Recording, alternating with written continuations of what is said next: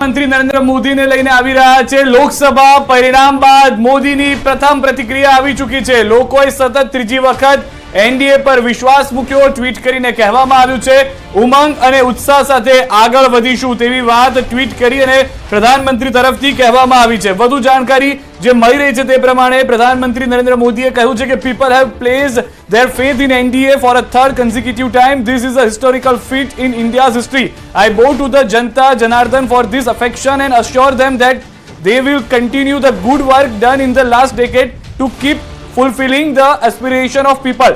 તો ઇંગ્લિશમાં કે ટ્વીટ કરવામાં આવી જેમાં સ્પષ્ટ કહ્યું છે કે જનતાએ જે વિશ્વાસ મૂક્યો છે અને સાથે કાર્યકર્તાઓનો પણ આભાર માન્યો છે। I also salute all our કાર્યકર્તાસ for their hard work. Words will never do justice to their exceptional efforts. આ સ્પષ્ટ કરી દેવામાં આવી છે ટ્વીટ કરીને પ્રધાનમંત્રી નરેન્દ્ર મોદી તરફથી કે જેઓ શક્યતાઓ હતી કે બહાર આવીને જે પ્રેસ કોન્ફરન્સ છે તે કરવાની વાત હતી, હજી સુધી તેને લઈને જાણકારી નથી મળી, પરંતુ ત્રીજી ટર્મ જે રીતે જૈનિકભાઈ પણ કહી રહ્યા હતા કે એક નોન કોંગ્રેસી નેતા કે જે સતત ત્રીજી ટર્મમાં પ્રધાનમંત્રી બની રહ્યા છે, એનડીએ પર વિશ્વાસ મૂક્યો છે અને 280 બેઠકો જે એનડીએ જીતી ચૂક્યું છે, હજી પણ 12 બેઠકો પર એનડીએ આગળ ચાલી રહ્યું છે। એ સ્પષ્ટ છે કે જાદુઈ આંકડો એનડીએ મેળવી લીધો છે। હવે આ 12 બેઠકોમાં એનડીએ જે આગળ ચાલી રહ્યું છે તે પણ જીત તરફ જાય છે, તો 292 બેઠકો એનડીએની થઈ જાય છે। બીજી તરફ ઇન્ડિયા ગઠબંધન 206 બેઠક જીતી ચૂક્યું છે, 27 બેઠકો પર તે પણ આગળ ચાલી રહ્યું છે। સ્પષ્ટ છે કે ઇન્ડિયા ગઠબંધન પાસે હાલમાં બહુમત નથી।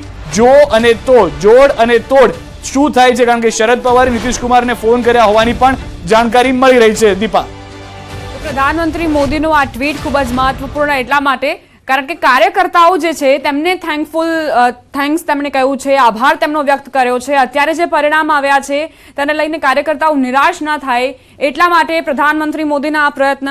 જૈનિકભાઈ, ના, પ્રધાનમંત્રી ભારતીય જનતા